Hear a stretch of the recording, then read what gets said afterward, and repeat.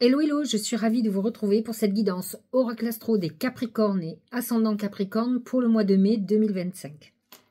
Alors, le taureau est un signe de terre comme le vôtre, donc autant vous dire que quand c'est la saison des taureaux, vous êtes ravis.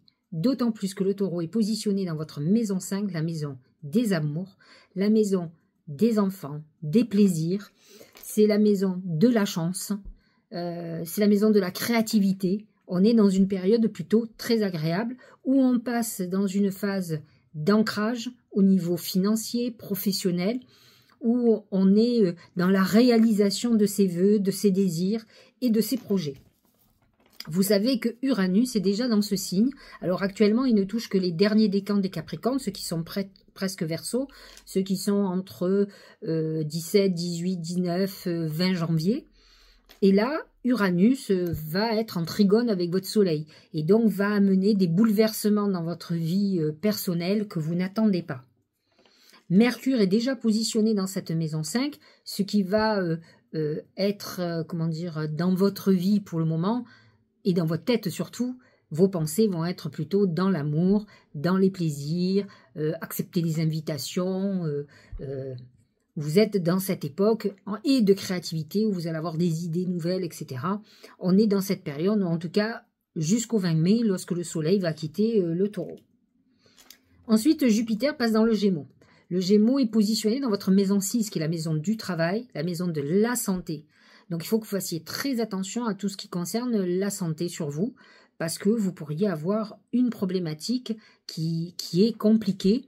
En tout cas, quelque chose qui a pu prendre beaucoup de place dans votre vie actuelle et qui a peut-être eu un rapport avec peut-être une période où vous avez énormément bossé, peut-être trop bossé, et du coup, vous vous êtes négligé.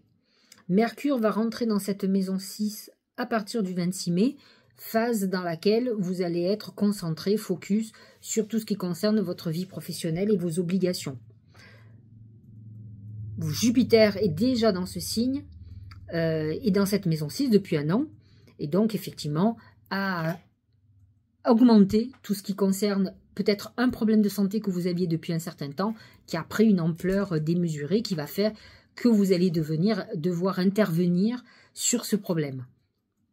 Mais Jupiter aussi a amené un accroissement de boulot, et Dieu sait si les Capricornes savent travailler énormément. Ce sont des bourreaux de travail. Donc, ils font jamais semblant, hein. C'est tout l'un ou tout l'autre. Moi, je connais des Capricornes qui, d'un coup, ont arrêté de travailler. Ce sont des périodes souvent d'introspection pour eux, où ils se remettent en question. Ils ont du mal à reprendre le rythme, mais ce sont des gens qui ne rechignent pas au travail. Avant ce passage, nous avons quand même un certain nombre de planètes en bélier, qui ne sont pas en harmonie avec votre signe. Le bélier est positionné dans votre maison 4, qui concerne la famille et le foyer. Nous avons Mercure qui est positionné dans cette maison jusqu'au 10 mai, donc ce qui va être vos préoccupations, c'est votre foyer, votre famille, peut-être la famille que vous aimeriez créer, vous aimeriez fonder. C'est ce domaine-là qui va être au centre de vos pensées et de vos actions. Vénus est dans cette maison 4 et vous amène quand même à avoir envie d'une relation amoureuse stable et équilibrée. Alors, ce qui va être intéressant, c'est que nous avons Neptune qui a quitté le Poisson, qui était plutôt en harmonie avec votre signe, pour se positionner en Bélier. Alors, il faut savoir que même si Neptune va refaire une petite incursion dans le Poisson, fondamentalement, il est parti pour X années, c'est-à-dire au moins 15 ans.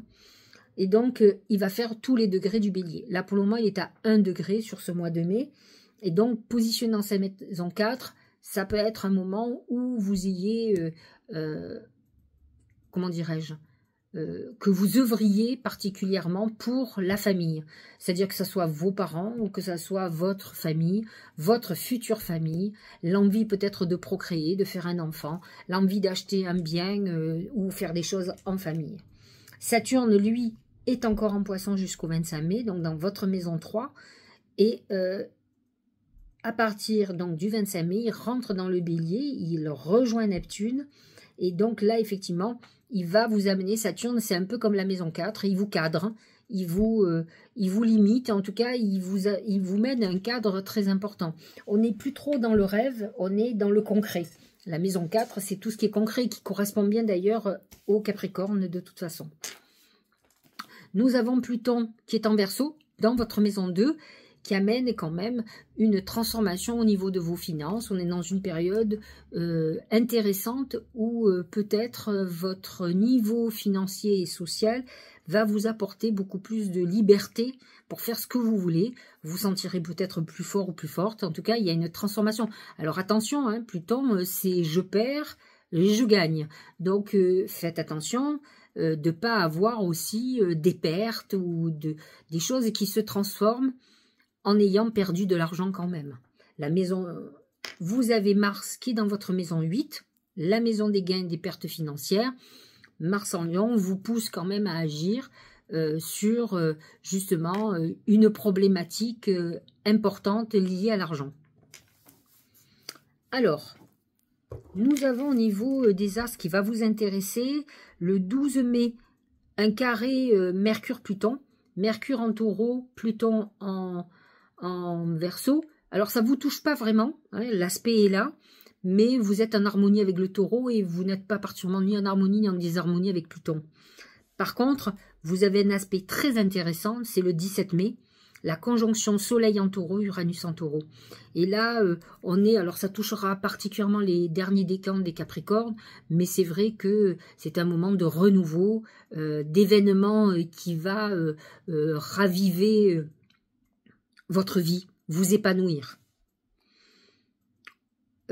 Sur Mercure, vous avez le 24 mai aussi, conjonction Uranus-Mercure. C'est un moment où vous pourriez faire des signatures très importantes. Dans votre maison 5, il y a une notion peut-être même de rencontre amoureuse où on va avoir peut-être le courage d'exprimer ses sentiments ou de dire des choses. Il peut y avoir un message de quelqu'un qui soit une vraie surprise que vous n'attendiez pas. N'oublions pas que Uranus est dans la maison 5, la maison des amours et des surprises. Nous avons une nouvelle lune le 27 avril qui est en Taureau. C'est une nouvelle lune où vous devez absolument faire vos vœux. Pourquoi? Parce que la maison 5 amène la réalisation de vos vœux, amène cette chance très importante. Donc c'est un moment pour les Capricornes de faire leurs vœux. Ceux qui seront le plus touchés sont bien évidemment en plus les premiers décans. Tous les décans vont être touchés, mais surtout le premier décan, puisque c'est une lune qui est dans le premier décan du Taureau. Et donc, c'est un bon moment pour faire vos vœux, vos rituels de lune. Comme j'ai dit, expliqué, je vais essayer de le mettre sur mon blog. J'avais un très bon rituel sur le Taureau qui a un rapport avec le pain, dans le sens où ça va être beaucoup plus pécunier que amoureux, même si effectivement cette lune est dans votre maison 5, est une lune plutôt amoureuse. Hein. C'est la lune de la chance, mais c'est la lune de l'amour. Nous avons une pleine lune en Scorpion. Vous êtes en harmonie avec les deux signes, qui va être dans l'axe 5-11, qui est l'axe relationnel. Effectivement, là aussi, le 12 mai, vous avez tout intérêt à faire des vœux, parce que c'est une très bonne lune pour vous, et c'est surtout une lune très chanceuse qui amène toute l'aide dont vous avez besoin pour réaliser vos désirs. Vous aurez plutôt une nouvelle lune en Gémeaux le 27 mai, la positionner dans votre maison 6, vous pouvez toujours faire des vœux, on peut en faire à chaque nouvelle lune. Mais là, ça va toucher le travail et la santé. Donc, soit vous faites des vœux en harmonie avec, et ça va encore accentuer sa puissance, hein, sa puissance de réalisation. Soit vous faites des vœux globaux dans tout ce que vous désirez. Mais fondamentalement, là, cette lune va être teintée de tout ce qui concerne vos obligations, votre travail et la santé. Voilà pour les astres, nous allons regarder ce que ont à dire les oracles et je vais commencer par mon oracle, l'oracle magique du Mar de Café. Alors si on regarde la carte qui va symboliser le mois de mai pour vous, c'est le bateau qui représente le voyage. Alors c'est un mois où effectivement vous pourriez partir en voyage, prévoir de vous déplacer, comme vous pouvez être amené à changer de véhicule par exemple, ou acheter un véhicule, pourquoi pas. Mais le bateau représente aussi la nouvelle aventure, quelque chose de nouveau qui démarre, une nouvelle opportunité, quelque chose qui se met en place certainement. Alors ça peut être au niveau affectif, comme ça peut être au niveau professionnel. Vous avez un point de démarrage, un événement qui va démarrer, mais qui va changer votre vie. Le bateau, c'est quand même une aventure nouvelle, une nouvelle orientation de vie qui se présente. au niveau professionnel et financier.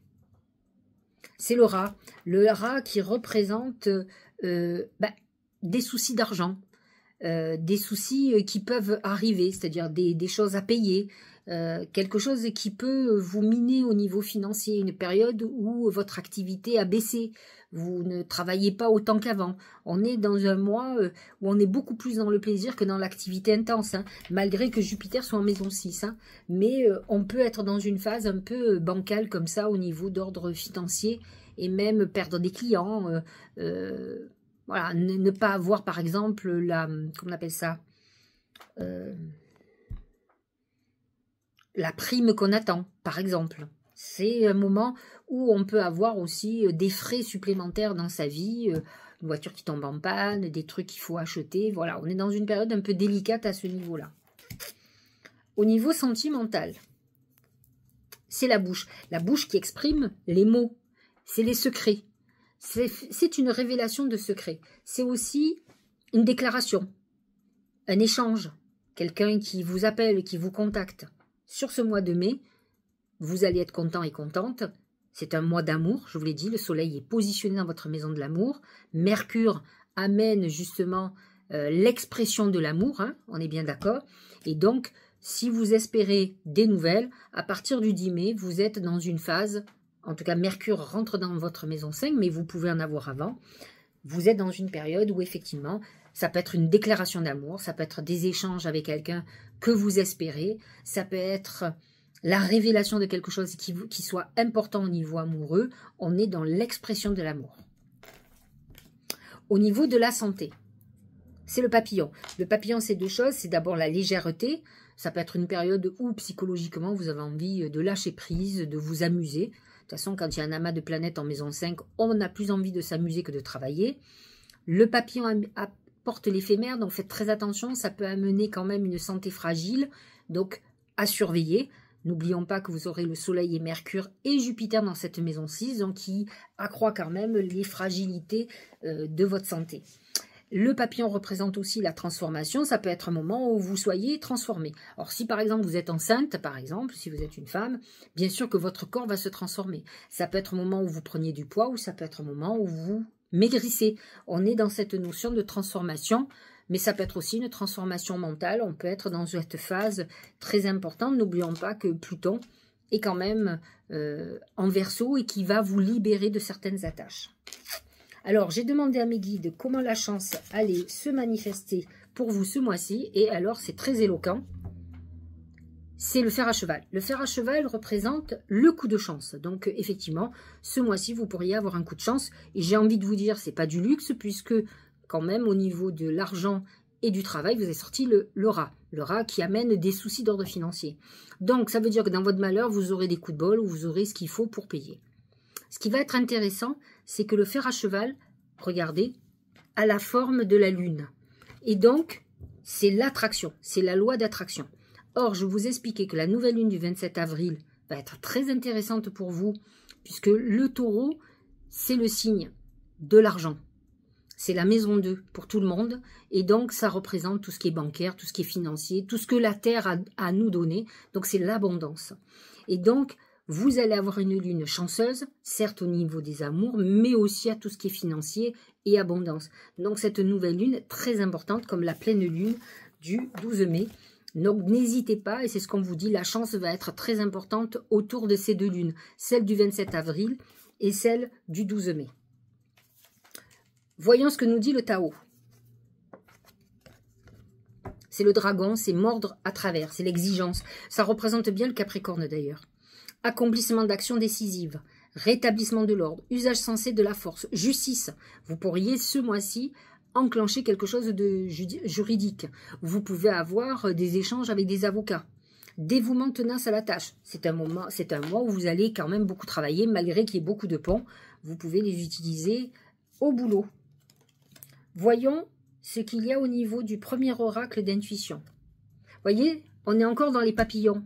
Et pourtant, voyez, on l'a sorti avec l'oracle magique du mar de café. C'était le papillon aussi. Donc même si on n'est pas dans le même thème, cet oracle ressort. On vous parle de papillon qui représente la légèreté et la transformation. Alors, qu'est-ce que dit cet oracle? C'est l'égarement. Ne cherchez pas de réponse avec votre mental. Seule l'intuition et le ressenti peuvent vous guider. Alors, c'est très simple. Le papillon est le messager des morts, de l'âme. Le problème du Capricorne, c'est qu'il est très ancré et trop ancré. En fait, il est le signe le plus important dans la maîtrise. C'est-à-dire qu'il veut tout maîtriser. Il pense que les choses ne pourront fonctionner que s'il maîtrise. Or, il oublie que nous avons un cerveau droit, un cerveau gauche, un cerveau d'intuition et un cerveau de raison. Il a un cerveau de raison qui fonctionne à plein régime.